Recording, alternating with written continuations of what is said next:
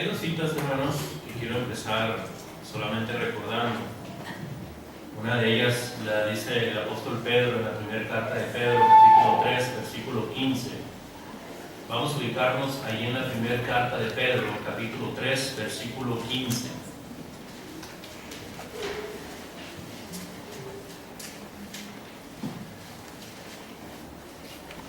El hermano que lo tenga, que le dé lectura, por favor.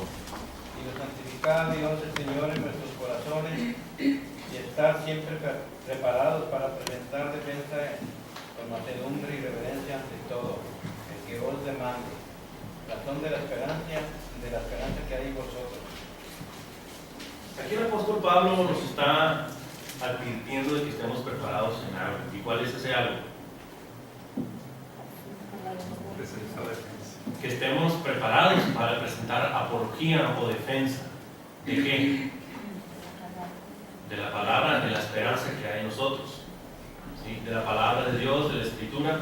Pero vamos a leer otro texto que seguramente ustedes conocen, Judas 1.3. Judas 1.3, fíjense, otro texto que habla acerca de la apología o de la defensa que debemos de hacer. Se encuentra en Judas 1.3. El hermano que lo tenga, que le dé lectura. Amados, por la gran solicitud que tenía de escribiros acerca de nuestra común salvación, me ha sido necesario escribiros exhortando que contendáis ardientemente por la fe que ha sido una vez dada a los santos. Dice, contender, luchar, defender ardientemente, con pasión, ¿sí? La fe que se nos ha sido dada.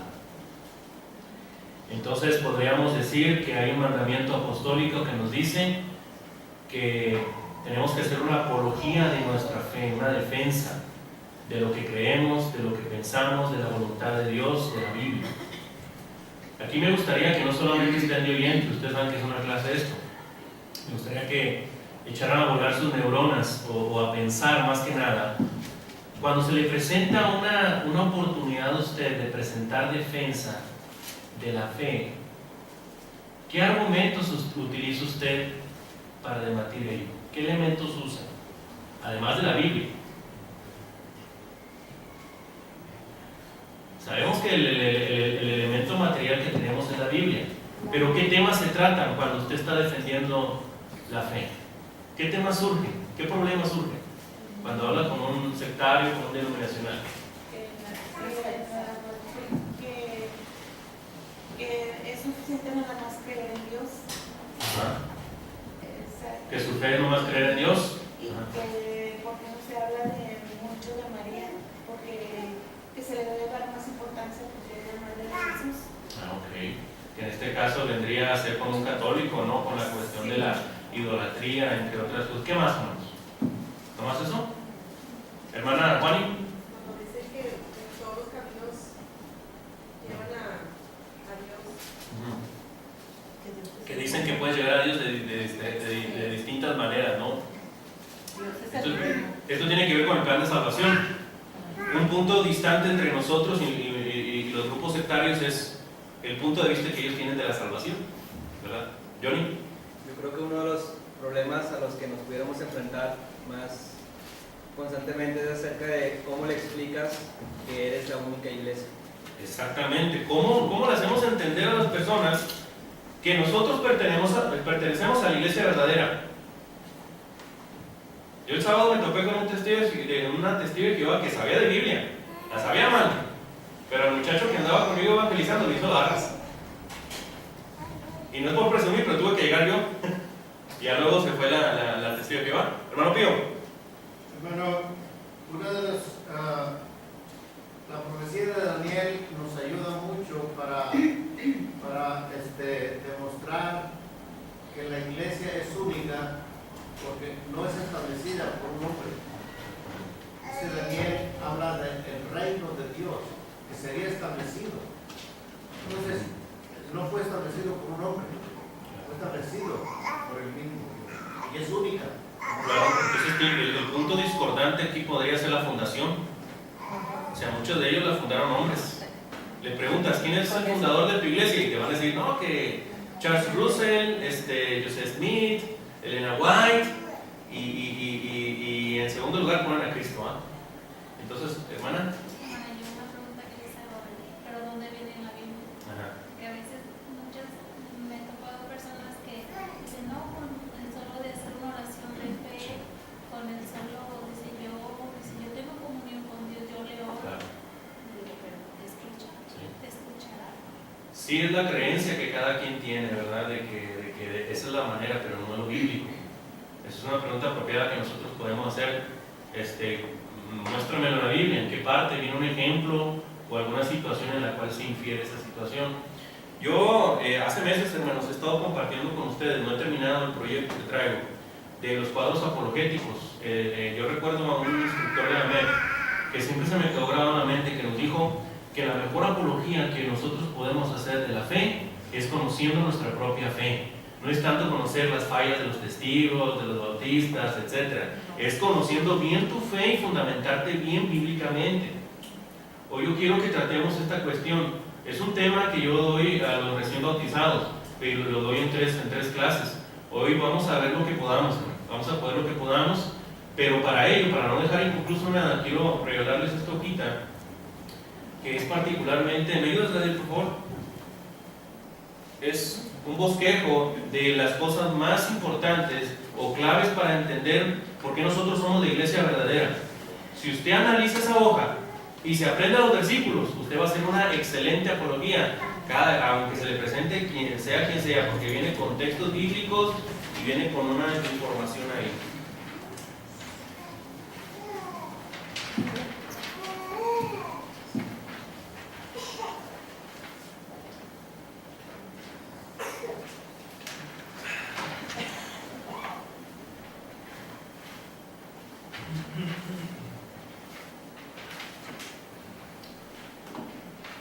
Seguramente vamos a ver muy poco, hermanos, pero en otra ocasión probablemente hagamos una segunda parte, así que me voy a llevar tranquilo para que puedan entender ustedes todo esto. Ahí disculpen por la presentación, quería presentarles el Prezi, pero como ahorita me estoy batallando con eso, la pasé a PowerPoint, así que se va a ver medio raro, pero ahí va a estar la información también. Ahora, el tema que vamos a ver esta tarde tiene que ver con la doctrina de la iglesia. Es decir, la enseñanza que nosotros podemos recabar acerca de la iglesia. Un dato interesante que no vienen ahí en sus notas, si quieren anotarlo como ustedes gusten, es, ahorita les voy a mencionar algunas palabras hebreas y griegas, ahorita les describo cómo es. Que la palabra iglesia, ¿saben ustedes que no es una palabra cristiana? Por así decirlo. Palabra iglesia no es una palabra cristiana, no es una palabra que inventamos los cristianos, ¿sí? Eso es lo primero que quiero aclarar. Para poder entender la palabra iglesia, nosotros tenemos que entender dos cositas. ¿Tienes? Está puesto ya, ¿verdad? Ok. Creo que no se ve. Bueno. Espero que alcance a ver un poco ahí. Ya varios de aquí saben este tema porque lo he dado en recién bautizado. El hermano Juani, el hermano Joel, Mario ya sabe. ¿Te acuerdas, Mario, que ya vimos esto? Carlos también ya sabe. La palabra iglesia, ¿qué significa? Bueno, en el Antiguo Testamento nosotros la podemos encontrar con una palabra hebrea, kahai. Es la palabra kahai, la que se refiere a la iglesia. Y esta palabra significa particularmente convocar, simple y llanamente. Ahora, cuando se habla de kahai, también se habla de una asamblea, se habla de la congregación del pueblo de Israel, ¿sí? Kahai. Y es algo muy interesante porque cuando se habla de kahai, particularmente se refiere así, de manera directa al pueblo de Dios, simple y llanamente. Ok. Fíjense muy bien lo que les voy a decir. Yo les he repetido constantemente que el Antiguo Testamento fue traducido al griego y esa traducción se le llamó, ¿te acuerdas? La Septuaginta. Y en la Septuaginta, el Antiguo Testamento, cuando se traduce y cuando llegaban en el Antiguo Testamento con la palabra asamblea, congregación o convocar, se escribía en griego eclesia. Así que en el Antiguo Testamento, en la Septuaginta, en la traducción venía la palabra eclesia. Y los escritores del Nuevo Testamento, basados en la Septuaginta, utilizaron también la palabra eclesía para utilizarla en el Nuevo Testamento. ¿Sí? Ahora, hebreo kahai, pero en griego eclesía. Por ahí debe ver por ahí la palabrita, ¿no? Aquí está, miren. Creo que ya está falseando. Ok. Por allá está la palabrita. E-K-K-L-E-S-I-A. ¿Qué significa esta palabra de eclesía? Particularmente en el mundo griego significa cualquier asamblea de los ciudadanos debidamente convocados. O sea, era cualquier reunión, cualquier convocación que hacía el pueblo griego para llamar a cierto número de personas. ¿Sí? La palabra eclesía, la ek significa fuera de, iglesia significa llamar o llamamiento, es decir, los llamados fuera. La palabra iglesia significa los llamados fuera. Ahora, cuando nosotros hablamos de iglesia, la palabra iglesia, eclesía, tiene varios sinónimos. Estos sinónimos se encuentran en la Biblia como concurrencia, se encuentra como asamblea o como congregación. ¿Sí? Cuando usted encuentra en la Biblia congregación, cuando encuentra asamblea, se refiere a la iglesia. ¿Sí? En el Antiguo y el Nuevo Testamento. Ok. Ahora, hay algo bien importante que nosotros tenemos que resaltar en todo esto. Y la verdad es, si la iglesia significa los llamados fuera, ¿qué debe de significar para nosotros la iglesia, de acuerdo a este significado etimológico? Aquí estamos llamados nosotros los cristianos a obedecer, a dejar el pecado, a apartarnos del mundo. En el caso de Moisés se le ordenó que se quitaran los calzados de sus pies porque el lugar en donde estaba era tierra santa. Nosotros estamos llamados, el pueblo de Dios, que está siendo convocado a la iglesia por Dios, porque de esa manera nosotros precisamente cuando los hermanos estamos reunidos representamos, somos el pueblo de Dios, porque estamos siendo convocados por el mismo Dios. ¿Sí? Ahora, esto es básicamente, por ejemplo, en el Nuevo Testamento la palabra iglesia la podemos encontrar 71 veces. La palabra congregación 192 veces, sobre todo en el Antiguo Testamento, solamente una ocasión en el Nuevo Testamento. ¿Sí? Hebreos 2:12, anunciaré a mis hermanos tu nombre en medio de la congregación, te alabaré, que hace referencia a la adoración, que en la adoración y en la alabanza de nuestro Dios, Cristo está en medio de la alabanza. ¿Sí? Ahora, retomando lo que dice nuestro hermano, que comentó ahorita el hermano Yoli, es muy interesante. Hay claves que nosotros necesitamos saber y conocer de la iglesia verdadera. Hay algunos elementos importantes o rasgos distintivos de la iglesia verdadera. Y vienen ahí en su hojita. El número 1 es la fundación de la iglesia. La segunda cosa es la adoración. Tercero, la descripción de la iglesia. Cuarto, el plan de salvación para formar parte de la iglesia. Quinto, el trabajo de la iglesia. Y sexto, el gobierno de la iglesia. ¿Sí? Las iglesias, las iglesias del Señor, fieles, verdaderas, deben de cumplir con estas cosas que nosotros vamos a mencionar. Probablemente no vayamos a terminarlas, porque es bastante. Inclusive solamente vamos a tener con el primer punto, la fundación de la iglesia. Usted le pregunta a alguien, ¿quién fundó tu iglesia? Ahí va a echar manos. En el momento que dice, no es que Charles Russell de los Testigos de Jehová o José Smith se le apareció un ángel, ya está mal ahí. Ya está mal ahí desde el principio. Ahora,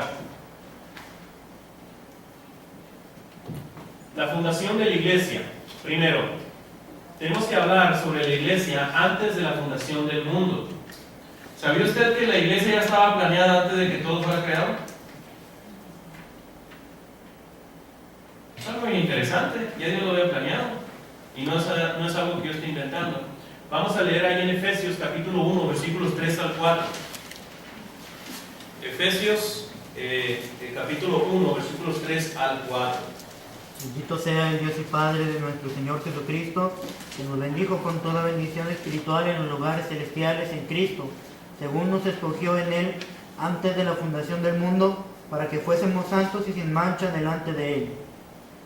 Él nos había escogido precisamente antes de la fundación del mundo. Estamos hablando aquí de una predestinación, no precisamente, sino de ciertas cosas que debía de cumplir aquella persona que iba a acercarse o que debería acercarse a Dios, ¿sí? Pero lo que me llama más la atención es lo siguiente, el punto número 2, que la iglesia estaba destinada a ser comprada por el sacrificio de Cristo. Fíjense muy bien, vamos a leer ahí en 1 de Pedro, capítulo 1, versículos 18 al 20. Primera carta de Pedro, capítulo 1, versículos 18 al 20. Sabiendo que fuisteis rescatados de vuestra vana manera de vivir, la cual recibisteis de vuestros padres, no con cosas corruptibles como oro o plata, sino con la sangre preciosa de Cristo, como de un cordero sin mancha y sin contaminación, ya destinado desde antes de la fundación del mundo, pero manifestado en los postreros tiempos por amor de vosotros. Podemos concebir que la muerte del Señor y su sangre derramada y la forma en la cual la iglesia iba a ser comprada, ya lo había planeado Dios en su corazón antes de que estuviera la creación como tal.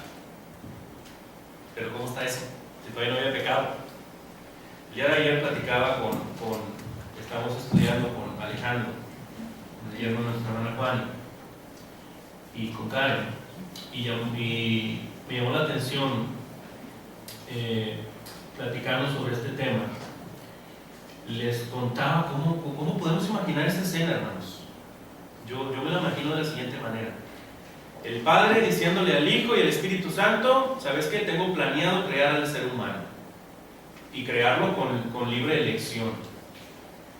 Y que de repente le dice el Espíritu Santo: pero si los creas con libre elección, te van a fallar. Si le das esa libertad, te van a fallar. Y me imagino diciendo a Cristo: si ellos fallan, yo doy la cara por ellos. Así me imagino esa escena, particularmente dando el Señor su vida, su sangre por nosotros, en dado caso que fallamos. Porque en el Edén estaba la prueba, ahí en el árbol de la ciencia del bien y del mal, del conocimiento de la ciencia del bien y del mal. ¿Sí? Ahora, no solamente es conocer la cuestión de que la iglesia estaba destinada antes de la fundación del mundo. Esos versículos son importantes también, inclusive, eso no lo vamos a leer, pero cuando tenga tiempo lean Efesios capítulo 3, versículos del 1 al 11. Esos versículos también son muy importantes. Ahora, la iglesia, mucha gente dice, y sobre todo en el mundo denominacional, premilenialista, que la iglesia es un plan B, es un plan emergente de parte de nuestro Dios, pero eso no es cierto. ¿Por qué? Porque la iglesia ya estaba en profecía, hermanos. Ahí ustedes pueden ver en sus hojas 3 profecías acerca de la iglesia, pero solamente vamos a ver una. La número 2. Vamos a leer Isaías capítulo 2, versículo 1 al 4.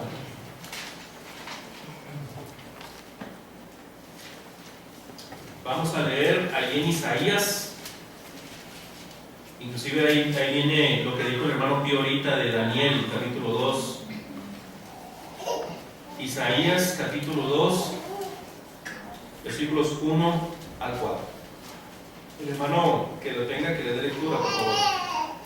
Lo que vio Isaías, hijo de Amós, acerca de Judá y de Jerusalén, acontecerá en el postrero de los tiempos que será confirmado el monte de la casa de Jehová como cabeza de los montes, y será exaltado sobre los collados, y correrán a él todas las naciones, y vendrán muchos pueblos y dirán: venid y subamos al monte de Jehová, a la casa de Dios de Jacob, y nos enseñará sus caminos, y caminaremos por sus sendas, porque de Sion saldrá la ley, y de Jerusalén la palabra de Jehová. Juzgará entre las naciones, y reprenderá a muchos pueblos, y volverán sus espadas en rejas de arado y sus lanzas en hoces. No alzará espada nación contra nación, ni se alistará más para la guerra. Estos versículos tienen un alto contenido teológico, hermanos, pero me quedo con el versículo 2. Dice: acontecerá en lo postrero de los tiempos, o sea, en el futuro, que será confirmado el monte de la casa de Jehová como cabeza de los montes. Esto nos hace pensar que se está refiriendo a Jerusalén, y sigue diciendo: y será exaltado sobre los collados, y correrán a él todas las naciones. Fíjense la frase que dice: el monte de la casa de Jehová como cabeza de los montes. Esto lo vamos a relacionar con 1 de Timoteo, capítulo 3, versículo 15.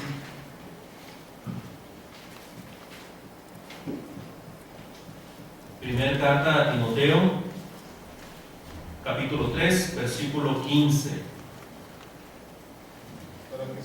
Para que citando sepas cómo debes conducirte en la casa de Dios, que es la iglesia del Dios viviente y columna y baluarte de la verdad.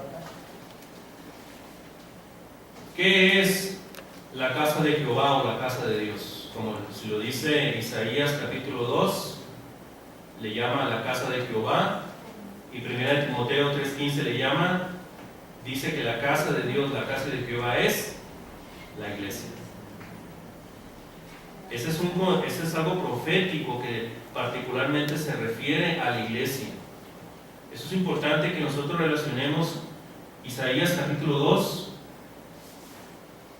versículos 1 al 4 con 1 de Timoteo 3:15, para hacerles entender que la iglesia ya estaba en profecía. Y es una manera más sencilla, porque si nos vamos a la profecía de Daniel, es mucho más compleja, y sobre todo la de Samuel. Isaías es básicamente, traten de relacionar la parte que dice casa de Jehová con casa de Dios, que habla 1 de Timoteo 3:15. ¿Sí? Ahora, la iglesia y su fundador. Una de las cosas importantes de todo esto, hermanos, es que cuando tratemos este tipo de cosas acerca de la fundación, usted le pregunta a la persona: ¿cómo fue fundada tu iglesia? Pregúntale: ¿cómo fue fundada tu iglesia? Y él va a sacar nada bíblico, va a ser puro: no, que vino un pastor de Inglaterra, un misionero, y no es así. La fundación de la iglesia empieza particularmente en la profecía ya hecha en el Antiguo Testamento, o mejor dicho, empieza en el corazón mismo de Dios, porque ya lo había planeado Él antes de la fundación del mundo, y también lo vemos en profecía. Eso es algo bien interesante, eso, que todo esto estaba planeado, que la forma en la cual los hermanos estén reunidos, ya Dios lo había contemplado en su corazón. Fíjense qué maravilloso esto. Esto que nosotros vivimos cada primer día de la semana, esa es la idea que tenía Dios de la iglesia, de que todos conviviéramos, de que nos amáramos, de que nos quisiéramos, de que conviviéramos, de que tuviéramos coinonía. Eso es lo que Dios quiere de nosotros. ¿Perdón? Definitivamente. Pero fíjate muy bien todo, es que una cosa nos lleva sobre otra. No solamente es la cuestión de la adoración, sino también el de demostrar el amor entre nosotros. Pero hay otra cosa: la iglesia y su fundador, ahí en el inciso C, ¿verdad? Creo que el primer punto no hay mucho problema. Ahí lo dice que el fundador es Jesucristo mismo. Mateo 16:18 lo dice claramente, el fundador: y sobre esta roca edificaré mi iglesia, dice Jesucristo. Pero lo que me llama la atención es el punto 2. Es un punto bien interesante, ¿sí? La iglesia, ¿cuándo fue establecida la iglesia? Esta es una pregunta también importante. ¿En qué momento? ¿A qué hora? ¿En qué día? ¿Qué bases tenemos para decirle? Pues sí, es que nosotros todo esto lo sabemos. Sabemos quién lo fundó, pero no sabemos cómo fundamentarlo bíblicamente. Sabemos cuándo se fundó la iglesia, pero no sabemos bíblicamente cómo podemos llevarle de la mano para hacerle entender el nacimiento de la iglesia. ¿Cómo comprobarlo? Comprobarlo bíblicamente particularmente. Ahora, vamos a hacer una serie de lecturas que nos van a ayudar a entender cómo el fundador nos lleva de la mano para la fundación de su propia iglesia. Vamos a leer allí en Mateo capítulo 16, versículos 18 y 19. Yo también te digo que tú eres Pedro, y sobre esta roca edificaré mi iglesia, y las puertas del Hades no prevalecerán contra ella. Y a ti te daré las llaves del reino de los cielos, y todo lo que atares en la tierra será atado en los cielos, y todo lo que desatares en la tierra será desatado en los cielos. Hay algo muy importante. Cuando siempre lean un versículo, hermanos, traten de, o vean esas hay palabras como que están como que brillando ahí, como que resaltan, ¿verdad? Y es el caso de Mateo 16. Mateo 16, versículos 18, que acaba de leer mi hermana, dice: yo también te digo que tú eres Pedro, y sobre esta roca edificaré, ¿qué? Mi iglesia, dice Cristo. Mi iglesia, ¿sí? Y luego dice, versículo 19, y a ti te daré las llaves del reino. ¿Por qué? Porque hay una correlación entre iglesia y reino. Nosotros sabemos que la iglesia es el reino, pero hay muchos sectarios que eso no lo entienden. Ellos creen que el reino de Cristo va a venir ya que Él venga por segunda vez y que establezca su reino milenario aquí en la tierra. Pero el reino ya está establecido, el reino es de iglesia. Claramente aquí lo está diciendo el maestro, ¿sí? Ahora, este texto, con esta correlación que estamos haciendo iglesia y reino, nos va a ayudar a entender lo que dice Marcos 9.1. Vamos a leer Marcos 1. No pierdan el hilo de las palabras, hermano. Marcos 9.1. Adelante. También les dijo: de cierto os digo que hay algunos de los que están aquí que no gustarán la muerte hasta que hayan visto el reino de Dios venido con poder. El reino de Dios venido con poder. Es decir, que el inicio de la iglesia iba a empezar de manera tremenda, poderosa, gloriosa. Iba a venir con poder el reino. Ahora, esto nos lleva a ver Lucas capítulo 24. Lucas capítulo 24, versículo 49. El hermano que lo tenga, que les dé lectura, por favor. Yo enviaré la promesa de mi Padre sobre vosotros, pero quedaos vosotros en la ciudad de Jerusalén, hasta que seáis investidos de poder desde lo alto. Fíjense cómo se está relacionando una cosa con otra.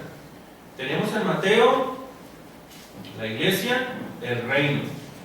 Y luego descubrimos que en Marcos dice que el reino va a venir con poder. Y luego Lucas nos dice particularmente que los apóstoles, ese grupo de hombres, iban a estar investidos de poder en ese momento, en ese día. Ahora, esto también nos lleva a otra cita. Vamos a leer Hechos capítulo 1. Hechos capítulo 1, versículos del 7 y 8. Y les dijo: no os toca a vosotros saber los tiempos o las sazones que el Padre puso en su sola potestad, pero recibiréis poder cuando haya venido sobre vosotros el Espíritu Santo, y me seréis testigos en Jerusalén, en toda Judea, en Samaria y hasta lo último de la tierra. Gracias, hermana. Dice, Mateo dice, iglesia, reino, y luego el Marcos nos dice que ese reino va a venir con poder, y luego dice que los apóstoles iban a ser, Lucas dice que iban a ser investidos del poder, y cuando leemos en Hechos descubrimos que ese poder, ¿qué era? ¿Qué era ese poder que Dios iba a enviar del cielo? El Espíritu Santo. Ahí es cuando iba a empezar la iglesia, ahí es cuando iba a empezar el reino. ¿Se dan cuenta cómo una cosa, cómo tenemos que armar las piezas? ¿Sí? Ahora, esto lo vemos cumplido en el siguiente capítulo. Hechos 2, del 1 al 4. Alguien que le dé lectura, por favor. Cuando llegó el día de Pentecostés, estaban todos unánimes juntos. Y de repente vino del cielo un estruendo como de un viento recio que soplaba, el cual llenó toda la casa donde estaban sentados. Y se les aparecieron lenguas repartidas como de fuego, asentados sobre cada uno de ellos.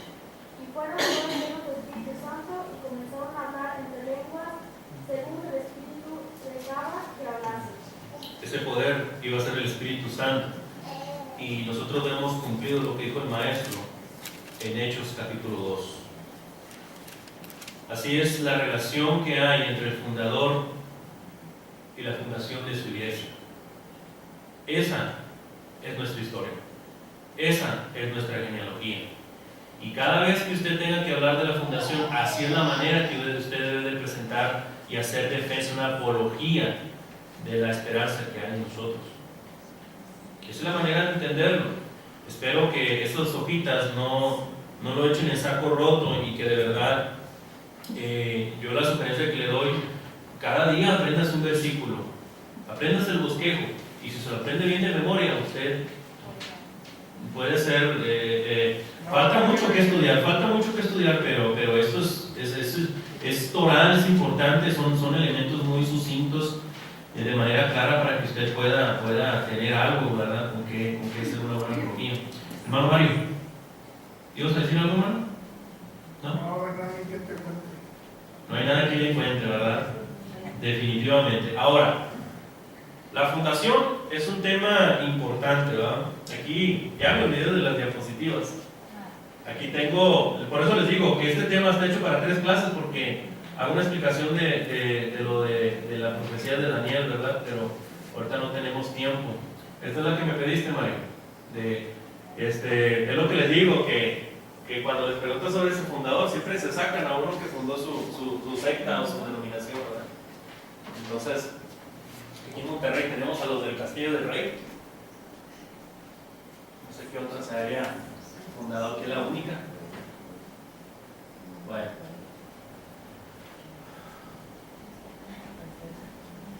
Ahora, otro punto discordante es la adoración. Primero, la fundación.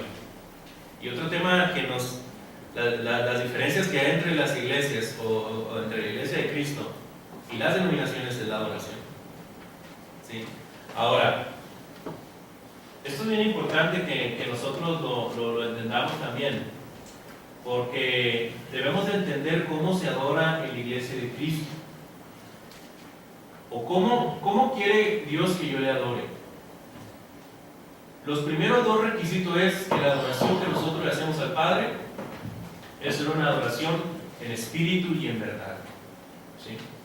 Vamos a leer Juan capítulo 4, versículos 23 a 24. Ya nomás vamos a ver este punto y concluimos este listado. No está rápido. Mas la hora viene y ahora es cuando los verdaderos adoradores adorarán al Padre en espíritu y en verdad, porque también el Padre tales adoradores busca que le adoren. Dios es espíritu, y los que le adoran en espíritu y en verdad es necesario que adoren. Gracias, hermano.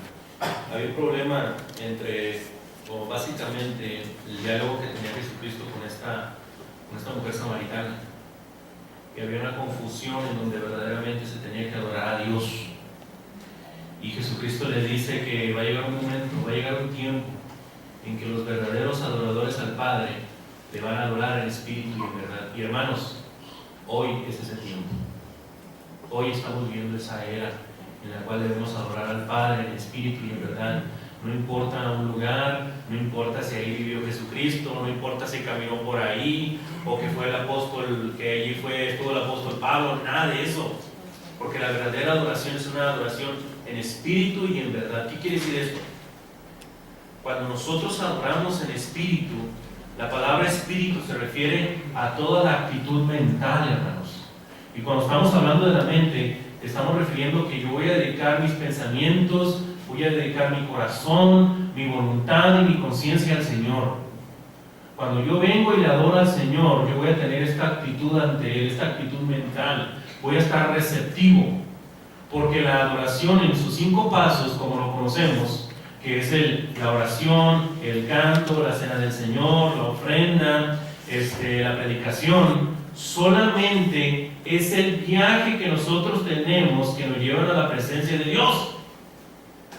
Eso es adoración. O particularmente los 5 actos de adoración, repito, es el viaje que nosotros tenemos a la presencia de Dios. ¿Qué pasa si uno se queda dormido en su viaje? se pierde, se va de largo. Cuando nosotros no tenemos la actitud mental, nosotros no llegamos a la presencia de Dios. Vamos a pensar en eso. Por eso siempre hacemos énfasis en que el domingo, prepárese, hermano, prepárese, no se venga a dormir. O sea, duérmase temprano, deje el celular. Haga todo lo posible porque es el día más especial que tenemos el domingo. Imagínense, si sabemos que Dios nos acompaña cuando le estamos adorando y que uno esté bien drogado y en su banca, ¿qué pensará el Señor? Ahora, no solamente es como yo piense o como yo sienta o de acuerdo a mi voluntad. Aquí hay una cláusula en esto, en la adoración, y es la verdad. ¿Alguien se acuerda lo que dice Juan 17:17? Es muy importante que lo entiendan. Santifícalos. Ándale, termínalo. Tu verdad, tu palabra es la verdad. Tu palabra es verdad. O sea, la adoración que yo voy a hacer en mi interior, en mis pensamientos, en mi corazón, también deben de estar fundamentadas y relacionadas con la palabra de Dios. O con los ejemplos que en la Biblia nos enseñan. ¿Sí? Esto quiere decir que yo voy a hacerlo de acuerdo, la adoración, relacionado o de acuerdo con la palabra de Dios, porque esa es la verdad. En espíritu y en verdad se refiere a la palabra de Dios. Es decir, que la adoración que yo voy a hacer, no lo voy a hacer de acuerdo a la ley mosaica. No lo voy a hacer de acuerdo a mi conciencia. Es que esto se ve bonito, esto se ve más atractivo, esto se ve más, como que va a traer más gente si ponemos música. Si ponemos a hacer obras de teatro, ¿verdad? ¿Por qué? Porque ya le están metiendo cosas que la verdad no enseña, ni por mandamiento ni por ejemplo. ¿Sí? Y tampoco, hermanos, al decir la verdad, también excluye las tradiciones. Excluye la conciencia, excluye las tradiciones y excluye la ley judía, particularmente. Así es como es la adoración en espíritu y en verdad. Y ahí es donde uno encuentra el punto discordante cuando platica con un sectario. ¿Cómo adoras? No es que metemos música. Mencióname algún ejemplo en el Nuevo Testamento donde se haya utilizado música. Eso es una de las primeras cosas que se comenta, ¿va? Debemos hacernos algunas preguntas sobre la música instrumental. Primero, ¿es un mandamiento? ¿Hay algún ejemplo en el Nuevo Testamento? ¿Infiere la Biblia su uso? No, nada de eso. ¿Sí? Ahora, en cuanto al uso de instrumentos musicales, me llama mucho la atención. Solamente vamos a leer una cosa. Vamos a leer Efesios 5:19. De esa, Efesios 5:19. Esos versículos que están ahí, hermanos, son tremendos. Yo los recomiendo que se los aprendan. Son muy importantes esos textos bíblicos para fundamentar de por qué no utilizamos instrumentos musicales.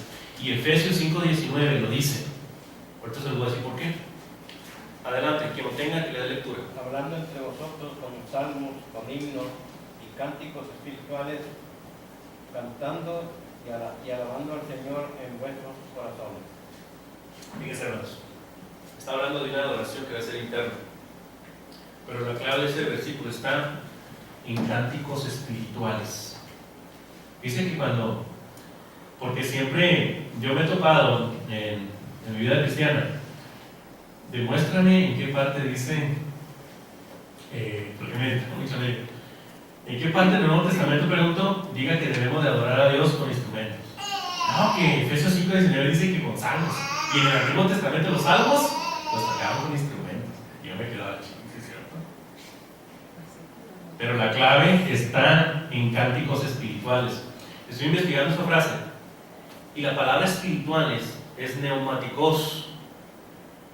Todos los comentaristas, todos, definen a neumáticos espirituales como no carnal. Cánticos no carnales, es decir, que no tengan nada que ver con las actividades de este mundo. Esa es la clave para entender Efesios 5:19. Igual si ustedes tienen tiempo, chequenlo luego ahí en internet o en una Biblia interlineal. Ahora, ¿alguien tiene alguna pregunta hasta ahorita? ¿Alguna duda? ¿No? Bueno. Ya vamos a concluir, hermanos, ¿eh? Ahora, todo esto ustedes lo saben, hermanos. La adoración la conocen muy bien, pero yo sé muy bien que si les pregunto no van a saber qué citas usar. ¿O estoy equivocado? Saben que así es la oración, pero no saben cómo fundamentarla. Ahí la tienen, ya no tienen excusa, ¿eh? Por eso les digo, apréndanselo de memoria. Primero el bosquejito y los versículos, y ya después, si tienen tiempo, los versículos como tal para que lo tenga aquí. Y cuando se le presente, usted haga una buena defensa de la fe. Ahora, la oración.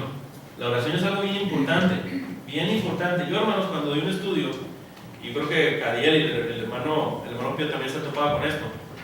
Yo cuando doy un estudio, siempre les explico cómo es la oración. Me han tocado muchos de corte pentecostés que aunque les digan, escuchen la oración. Escuchen la oración, por eso les estoy dando la oportunidad para que si quiere agradecerle o pedirle algo a Dios, lo externe. Y yo en la oración, pues dejamos que Cristo la lleve a la presencia de Dios. Pero porque Dios es un Dios de orden y no de confusión. Escucha la oración. Y cuando hacemos la oración, ella hace su propia oración. Él o ella hace su, Señor, por tu sangre. Y que, o sea, no sé por qué no lo entienden. Y a veces lo repito de manera amable, todas las veces lo repito. Todas las veces.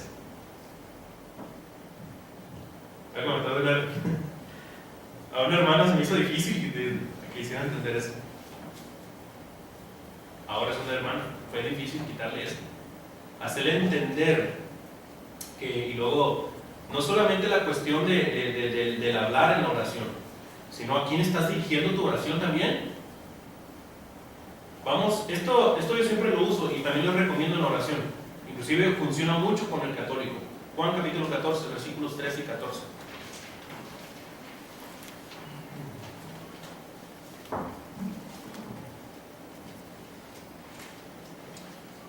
Juan capítulo 14, versículo 13 y 14. Y todo lo que pidieres al Padre en mi nombre lo haré, para que el Padre sea glorificado en el Hijo. Si algo pidieres en mi nombre, yo lo haré. Fíjese algo bien interesante en esto. Jesucristo en ese texto dice, ¿tú quieres glorificarme? Órale al Padre. Fíjese lo que está diciendo Jesucristo. Si tú quieres glorificarme a mí, tienes que orarle al Padre. En mi nombre. ¿Y qué dice el versículo 15, hermana?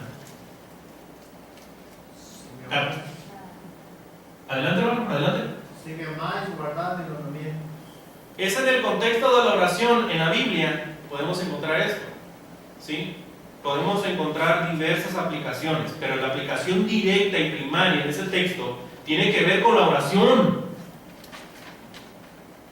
Si me amáis, vas a guardar mis mandamientos. Si dices que me amas, tú vas a guardar lo que yo te estoy ordenando. Y primariamente tiene que ver con oración, hermanos.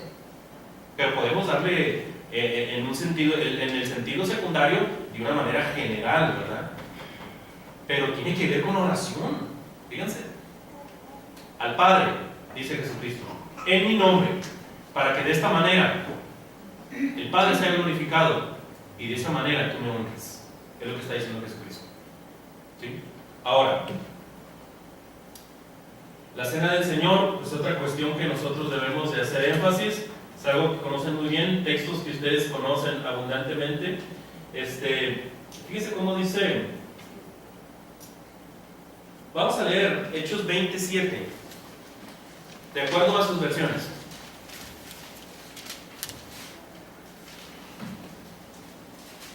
El primer día de la semana, reunidos los discípulos para partir el pan, Pablo les enseñaba, habiendo de salir al día siguiente, y alargó el discurso hasta la medianoche. Gracias, hermana. Pareciera que no nos dice mucho ese relato.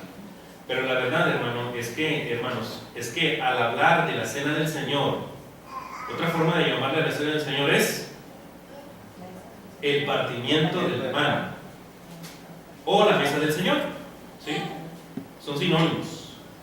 Ahora, la traducción del lenguaje actual dice: el domingo nos reunimos en uno de los pisos altos de una casa para celebrar la cena del Señor. Había muchas lámparas encendidas.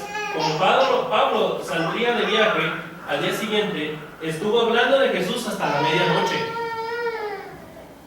Hermanos, la razón principal y no única por la cual los cristianos se reunían el primer día de la semana era para celebrar la cena del Señor.